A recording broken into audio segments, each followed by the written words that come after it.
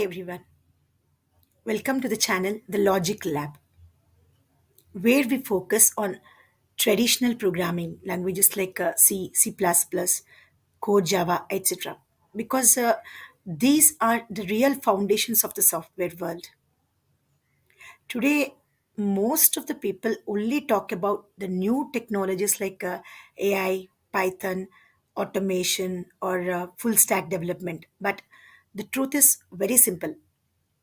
Without strong basics, you cannot grow in any field of programming. Basically, this traditional coding teaches you how a computer actually works, how memory is used, how logic is built, and how problems are solved step by step. And these skills make you very strong in the world of programming. Languages like C and C++ build your logic. Indeed, once your fundamentals are very strong, you can easily learn Python, Java, JavaScript, or any modern technology. That is why every engineering college, including IITs and top universities, begin with traditional programming. Okay, in today's video, let's just discuss about a very basic thing. Why do we need this programming? Where do we use this programming? Before that, let me just ask you very simple questions. uh, if I ask you to add just two numbers, say, if I ask you to add two numbers, just 2 comma 3, yes, the answer is 5. Immediately you will answer it.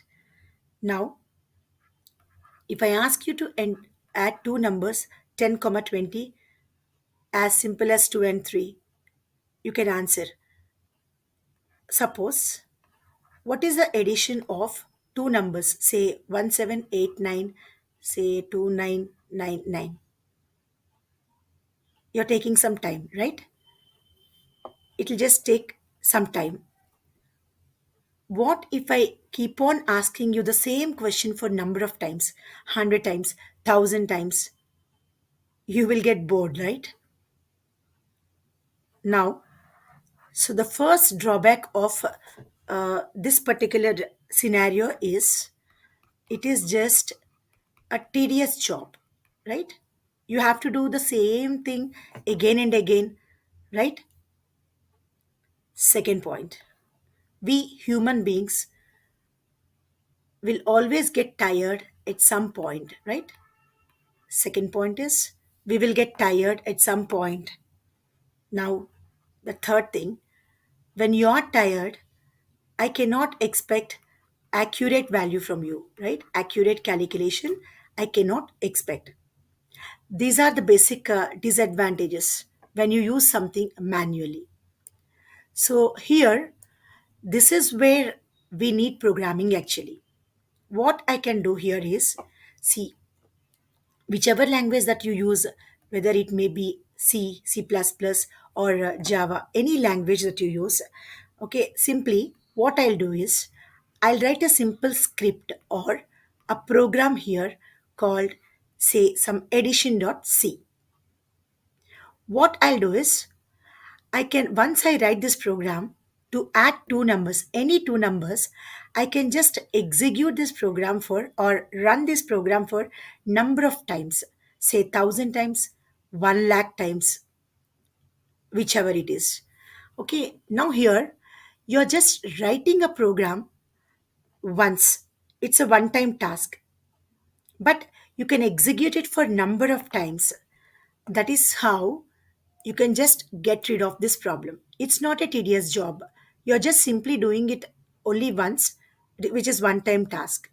Now, second point, you're just making the system to execute the program here for number of times.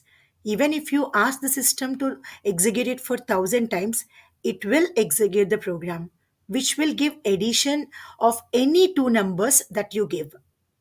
Okay, so system will not get tired at any moment, right?